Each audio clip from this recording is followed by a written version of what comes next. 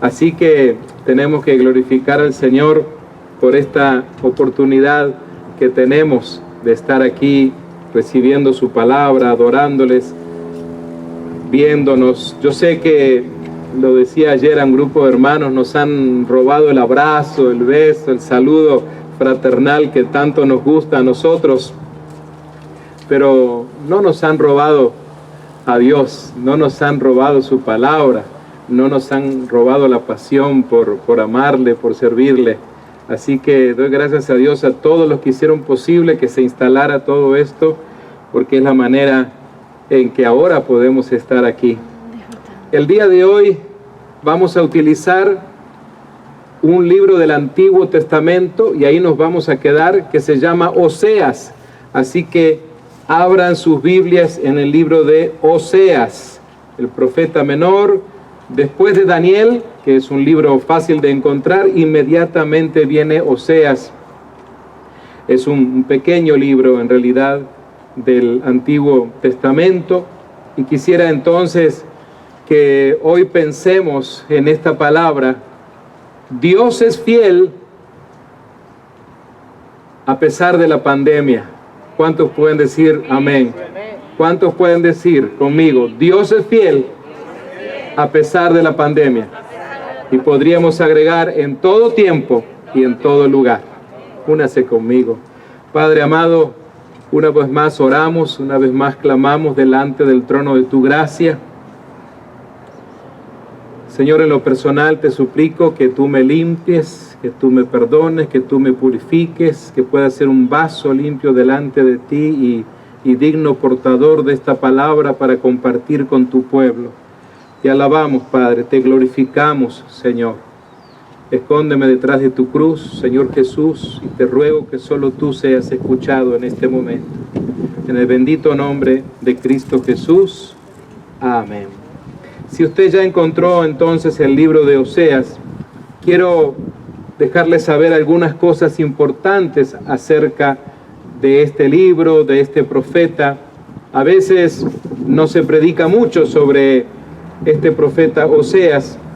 El relato de la vida del profeta Oseas es realmente sorprendente. De hecho, hay muchas personas que cuando lo leen se hacen muchas preguntas.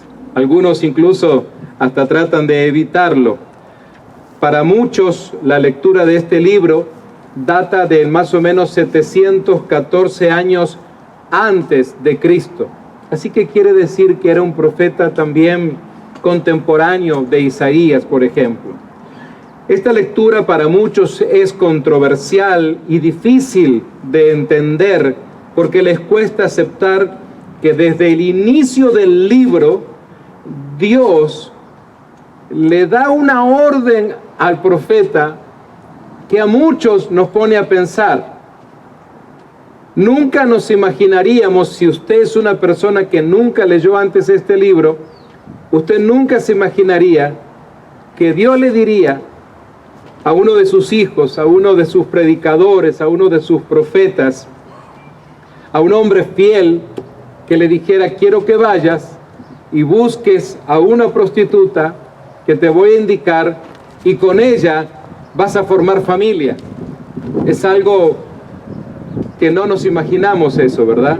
Usualmente cuando de repente un hombre, un muchacho joven decide formar familia, nunca iría a un lugar de esos, ¿verdad?, a buscar una esposa. Lo interesante es entonces de que Dios le ordena a Oseas casarse con esta mujer fornicaria. Y así se lleva a cabo entonces. Se casa con esta mujer que vivía de la prostitución. Y con esta mujer entonces tienen 3 hijos.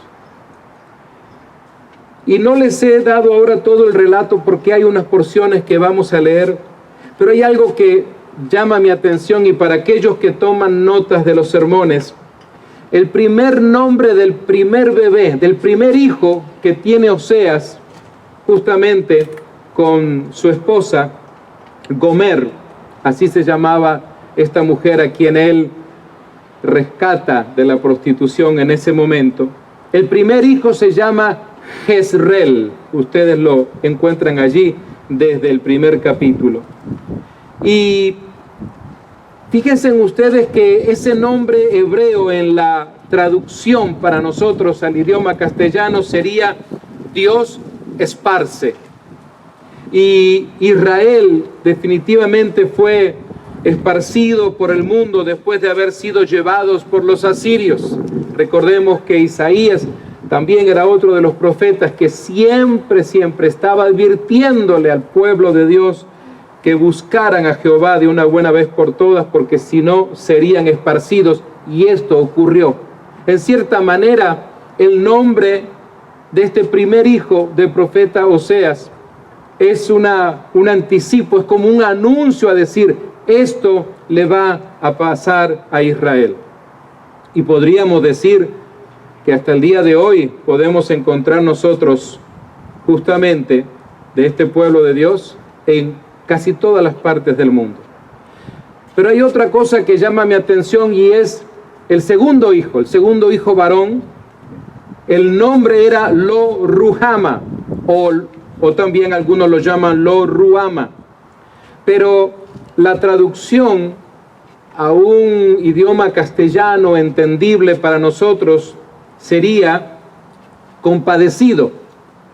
Definitivamente, la actitud infiel que mantuvo Israel, y recordemos que fue por eso entonces que los asirios lograron vencer a Israel y lograron esparcirlo. La actitud de Israel no complació para nada el corazón de Dios. Así que Dios no fue complacido. Algunos hablan de que Lo Ruama es también complacido o falta de complacencia. Diferentes eruditos hablan de esto. Así que entonces Israel no complació para nada el corazón de Dios y Dios no se compadeció de Israel por su gran infidelidad. Así que entonces el primer nombre es Dios esparce, y eso ocurrió. El segundo nombre habla de esa falta de poder compadecer, de poder complacer, mejor dicho, y eso ocurre. Y presten atención al tercer hijo que tiene este matrimonio formado por Oseas y por Gomer. El tercer hijo lo llamaron Lo Ami, con doble M, Lo Ami. En la traducción quiere decir pueblo mío, pueblo que me pertenece. La actitud que había decidido tener Israel y también Efraín en aquellos días hacia Dios era la de un pueblo como la de los paganos, que no pertenecen a Dios. Pero la actitud de Dios había sido la de ser fiel. A pesar de todo, Israel seguía siendo su pueblo. A pesar de la rebeldía de Israel. A pesar de todo lo que ocurrió cuando los asirios causaron gran devastación en todo el pueblo. Ahora, tal vez usted puede decir, ¿y eso de qué nos sirve a nosotros hoy si ocurrió hace tanto tiempo? Tal vez usted comienza a sumar y dice, bueno, si esto fue del 714 antes de Cristo, ahora estamos en el 2020, si vamos a sumar, son como 2.730 y pico de años más. ¿Cómo nos puede servir a nosotros algo que ocurrió tanto tiempo atrás? ¿Cómo puede edificarnos una palabra que algunos dirían, pero eso es muy viejo? Usted está leyendo, parece que usted está leyendo un libro de historia. Pero para nosotros los creyentes sabemos que no es así. Amén. No importa en qué momento fue escrita la palabra, siempre tiene un mensaje para nosotros. Yo quisiera que usted esté pensando en este momento cómo le habla a usted, cómo nos habla cada uno de nosotros esta porción de la palabra que estamos estudiando hoy en este tiempo de pandemia? ¿Cómo puede tratar con nuestras vidas? Bueno, hoy Dios también a nosotros nos sigue amando, igual que como amaba a aquel pueblo que era infiel, y nos sigue diciendo también que somos su pueblo, y alguien podría decir amén a eso, que somos su pueblo, a pesar de todo. La pandemia no arrebata del libro de Dios los nombres escritos desde el primer momento en que nos convertimos. La pandemia no arrebata de las manos de Dios a sus hijos. Quisiera, a manera de que podamos entender entonces todo el mensaje de este libro de Oseas, que podamos entender una especie de síntesis de este profeta Oseas. En el capítulo 1, desde el verso 1 hasta el capítulo 3, hasta el verso 5, lo que nosotros encontramos ahí es la infidelidad de Gomer. Es decir, esta mujer que parece ser que no entiende lo que ha hecho el profeta por ella, el Hijo de Dios, este hombre que decidió convertirse en su esposo, que la saca de ese estilo de vida. Y la infidelidad de Gomer constantemente se hace presente, a pesar de que ya tenía hijos con Oseas. Su vida no cambiaba. Pero amados, el amor perseverante de Oseas por su esposa adúltera, que era Gomer, simboliza, como lo entiendo yo, simboliza el firme amor de Dios por Israel y por nosotros. De esa manera me habla a mí la palabra, que a pesar de esa situación, el profeta no la divorció, el profeta no la abandonó, tenía todos los argumentos necesarios para haber anulado aquel matrimonio incluso, pero no lo hizo, por el amor. Dios tiene todos los argumentos necesarios para deshacerse de nosotros, de su pueblo infiel. Sin embargo, no lo hace. Y solamente podemos decir que es por su gran amor, no por otra cosa. No porque nos lo merecemos. Es el amor perseverante de Dios. ¿Ha pensado usted alguna vez en eso? A mí me toca pensar constantemente en eso. Ese amor perseverante de Dios. Muchas veces hemos actuado como Gomer.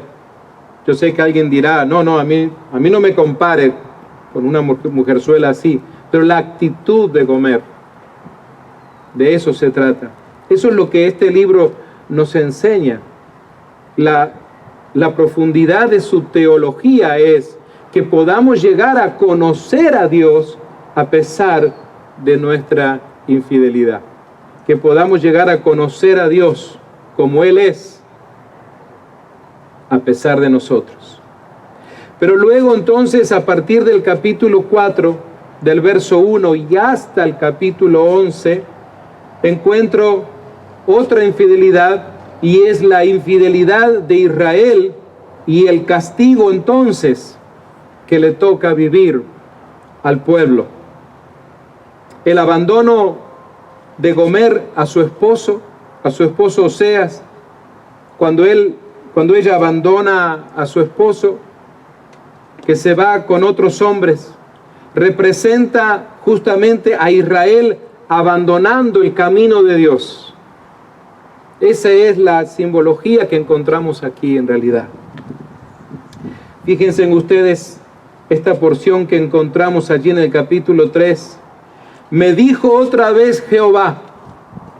Esto lo escribe el profeta Oseas, inspirado por el Espíritu Santo también.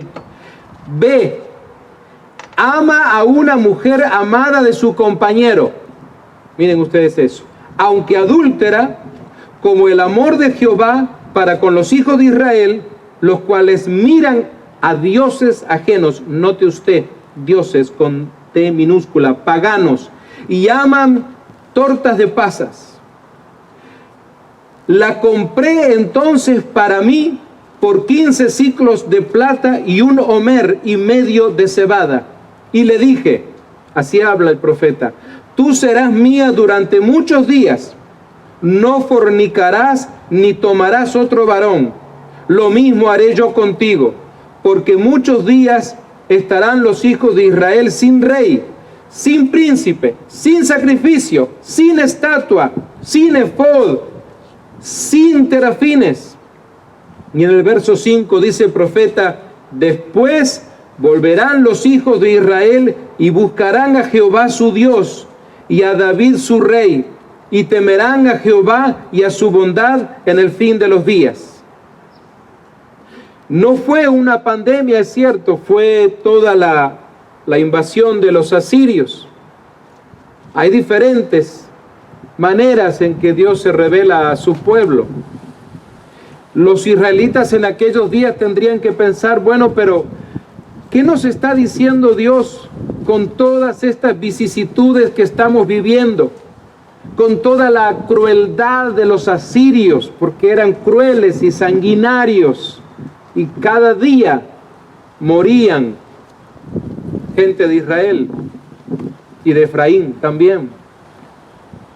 En estos días deberíamos de pensar, nosotros no es que estamos siendo atacados por otro país, por otro ejército, no. Pero ¿y cómo nos habla a aquellos que nos llamamos hijos e hijas de Dios este asunto de la pandemia? Pensemos en esto. Yo sé que hay mucha disputa hoy en día. Hay algunos que dicen que la pandemia fue inventada en un laboratorio, otros dicen que es un juicio de Dios. Pero pensemos en esto. Y esto se lo tengo que preguntar a la gente que conoce a Dios. Tal vez si una persona no ha llegado a conocer a Dios, entonces se le va a hacer un poco difícil entender esto. Pero aquellos que han entendido y han abrazado la soberanía, el entendimiento de la soberanía de Dios. Cuando un hombre o una mujer sabe de la soberanía de Dios, ¿qué es lo que hay por encima de la soberanía de Dios? ¿Quién está por encima de la soberanía de Dios? Absolutamente nadie, ¿verdad? Ese es el punto. Es decir, no podemos nosotros creer que hay algo que a Dios se le escapa. ¿Se acuerdan de repente algunos de ustedes cuando criaban a sus niños y de repente querían tenerlos en un lugar y se les escapaba y ustedes, ¡ay! Se me escapó mi niño, se me fue por ahí, y usted salía detrás de ellos. A Dios no le pasa eso. No es algo que Él diga, uy, tengo la soberanía, pero se me chispoteó esto, se me pasó este asunto. No pude controlarlo todo, ese asunto no lo pude atender. A Dios no le pasa eso. A usted y a mí sí, pero a Dios no. Entonces no importa. Esta semana varias personas me hicieron esta pregunta. No importa dónde nació la pandemia. Si fue en Wuhan, si fue en un laboratorio. Eso no nos interesa tanto. El asunto es que está aquí ahora y está por varios meses y probablemente por más tiempo. Y no tenemos que pensar simplemente en que es algo para la gente que no conoce de Dios. Esto ha llegado a todo el mundo. Ricos, pobres, no importa su estatus quo, su estatus social. Esto no ha respetado a nadie, ni edad, nada. Entonces, nuestro cuestionamiento, nuestra pregunta, no es acerca de ¿viene de Dios o no viene de Dios? Porque si digo que no viene de Dios, entonces estoy diciendo que la soberanía de Dios no es lo suficientemente poderosa y que a Dios se le escapó eso y dejó que alguien por ahí tuviera más inteligencia que Dios, fuera más soberano que Dios. Repito, no nos tiene que importar cómo llegó, cómo vino. El asunto es que ya esto está en todo el mundo y lo que nos toca preguntarnos es ¿cómo está esto hablándonos a nosotros? Así como Israel no podía evitar esas invasiones que había. Cada vez que eran asaltados, no sabían ya ni qué hacer, ni en qué momento llegaban los asirios. Pero fíjense en ustedes que la degradación de Gomer, esta mujer que había sido rescatada por Oseas para formar una familia, esta degradación de Gomer representa la vergüenza y el juicio de Israel. Eso lo encontramos en los dos capítulos, 8, 9, incluso hasta el capítulo 10, va a encontrar usted cuando haga un estudio un poco más que esto es lo que se está llevando a cabo. Creo que hoy también nosotros los creyentes debemos de pensar de esa manera. ¿Cuál es la parte de la cual necesitamos avergonzarnos? ¿O vamos a seguir diciendo, todo está bien? ¿Somos fantásticos? ¿Estamos súper contentos de lo que somos? Necesitamos pensar en cómo está nuestra fidelidad, especialmente porque siempre estamos diciendo que sabemos a dónde vamos, que sabemos a dónde está escrito nuestro nombre, y qué bueno es eso. Pero estamos hablando de la fidelidad de su pueblo, o mejor dicho, la infidelidad de su pueblo versus la fidelidad de Dios. Porque de eso nos habla este libro. Si alguna vez alguien le preguntara a usted, dime en esencia de qué habla esos capítulos del libro de Oseas, usted puede decirle con total autoridad, habla de la fidelidad de Dios. De eso se trata. Ese es el tema central del profeta Oseas, la fidelidad de Dios. Pero sin embargo, amados míos, la fidelidad de Dios la encontramos en este libro. Así, si bien encontramos la infidelidad de Israel, cuando leemos en el capítulo 11, verso 8, hasta el 14 y verso 9, vamos a encontrar a ese Dios que sigue siendo fiel. ¿Cuántos podrían levantar su mano y decir, en esta pandemia, Dios sigue siendo fiel? Para varios de ustedes, Dios sigue siendo fiel. Amados, la redención que hace Oseas luego por Gomer, porque él va otra vez y ahora la encuentra y tiene que ir al mercado de las prostitutas, Dios mío, a comprarla, a su esposa, a la madre de sus hijos. Yo diría, ¿cómo se sentiría Oseas viviendo todo esto? Para colmo, sabiendo que Dios le había indicado casarse con ella. Así que tiene que redimir. La redención que hace Oseas por Gomer al recuperar a su esposa que era fornicaria, pagando un precio en el mercado por ella, representa la intención de Dios de restaurar a Israel, de restaurar también a su iglesia. Esto nos dice que nuestro Dios está dispuesto a restaurar nuestra relación con Él a pesar de cómo nosotros actuamos con Él, porque en estos días de pandemia, y yo sé que cada uno de ustedes hoy están aquí, pero hay muchísima gente cristiana, o que dice llamarse cristiana o cristianos, alrededor del mundo, que han permitido que esta pandemia los enfríe, los entibie, que los aparte de una vida devocional, que los aparte de alabar a Dios. Todo porque el argumento es que no podemos reunirnos, es que el templo está cerrado. Pero amados, pensemos esto, ¿acaso siempre la iglesia del Señor tuvo templo? Vayamos al libro de los Hechos. Desde el inicio de la iglesia demoró muchos años, siglos, en tener templos cristianos. Sí, había sinagogas y hubo un templo en Jerusalén, destruido hasta el día de hoy, solo queda el famoso muro de los lamentos. Así que no podemos utilizar eso como argumento. Hoy en día millones de cristianos se reúnen y no utilizan un templo en muchas partes del mundo, porque lisa y llanamente está prohibido. Pero eso es lo que está sucediendo hoy. La infidelidad está presente aún dentro del pueblo de Dios, que se llama pueblo de Dios, aún dentro de la iglesia. Pensemos entonces, así como Oseas compró a Gomer en el mercado, así Jesús nos compró con sangre en la cruz del Calvario. ¿Se da cuenta este puente teológico que encontramos aquí? Lo que está sucediendo, les dije aproximadamente en el 714 a.C., es algo parecido a lo que sucede en el 33 y tanto de la era cristiana, cuando Jesús en la cruz del Calvario entrega toda su sangre por usted y por mí. Nos compra, nos redime.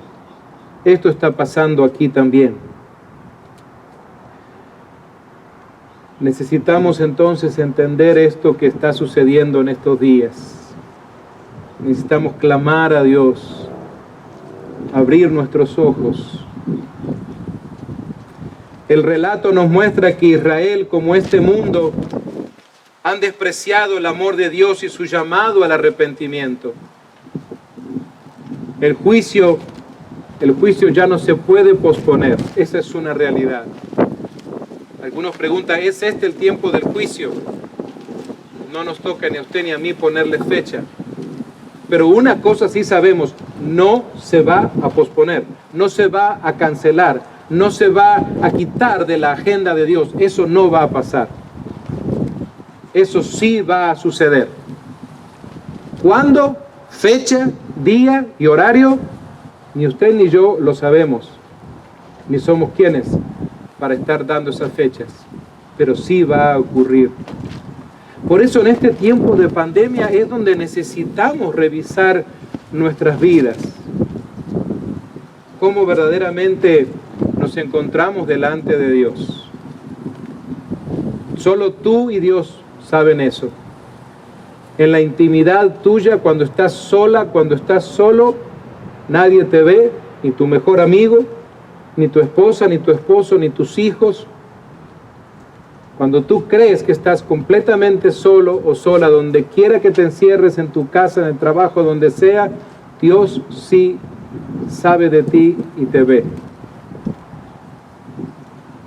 Este pueblo de Israel había pecado mucho porque habían comenzado a abrazar las ideas del paganismo.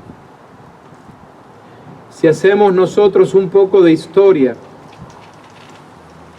la iglesia del Señor en el mundo entero ha estado abrazando muchas cosas que las damos por buenas, porque lamentablemente hemos caído también en aquello de llamarle bueno a lo que era malo, donde doctrinas extrañas se han estado predicando y enseñando al pueblo del Señor. Y muchos líderes, maestros, pastores y predicadores tendrán que dar cuenta por ello. A lo largo de la historia del cristianismo esto ha pasado. ¿Por qué creen ustedes que hay tantos miles de sectas en el mundo entero extraviando a tanta gente? Y amados, no me cabe ninguna duda de que es tiempo de reflexionar cómo estamos delante de Dios. Alguien dirá, bueno, es que nosotros no debemos compararnos con Israel, no somos israelitas, pero recuerde, somos pueblo de Dios, adquirido. Así lo cantamos muchas veces en los himnos. Somos un pueblo comprado. Somos un pueblo redimido. Somos un pueblo adoptado, como dice Gálatas capítulo 4. Así que, amados míos, Israel fue esparcido como el nombre del primer hijo hasta el día de hoy. Jezreel se cumplió. Luego Dios se compadeció de su pueblo, como el nombre de su segundo hijo, Lo Ruhamah. Y todavía se sigue compadeciendo de su pueblo. Todavía sigue siendo un Dios lleno de misericordia. A pesar de todas las cosas que hacemos en contra de su voluntad. Y finalmente lo hizo otra vez su pueblo. Así como aquella Gomer regresó entonces al mundo de la prostitución, del adulterio, termina entonces en el mercado, lean la historia. Luego Oseas, estando allá en el mercado, no levanta su mano y se dice: un momento, esa mujer es mi esposa, me la dan, me la voy a llevar a casa. Sino que él saca de su dinero, desde su capital, y la compra. Así sucede con nosotros. Somos su esposa, la iglesia, y Él nos compró en la cruz del Calvario. Él nos ha creado, somos su creación. Y se podría haber quedado ahí, ¿verdad? Y decir: Dios, bueno, acuérdense que son mi creación, vengan conmigo, búsquenme a mí porque yo los he creado. Sin embargo, va y con la sangre de su Hijo Jesucristo en la cruz del Calvario nos compra. Entonces somos su creación y somos su redención. Somos sus hijos e hijas redimidos, comprados por sangre única, limpia, sin mancha. Así que entonces nos ha hecho pueblo otra vez. Otra vez le pertenecemos. Y amados, no nos olvidemos que somos su pueblo. En este tiempo de pandemia, no permitas que tu mente se vaya a emborrachar de tanta información que hay por todas las redes sociales, por todos los medios. Hay demasiado de todo lo que se puede escuchar, y hoy debemos verdaderamente discernir qué es lo que está bien. Si es que vas a tomarte el tiempo para escuchar todos los videos, para leer todas las notas, pasarás horas y horas del día abocado a ello. Te sugiero que mejor te dediques a lo que se está enseñando en tu iglesia, lo que se está haciendo en oración, en clamar a Dios.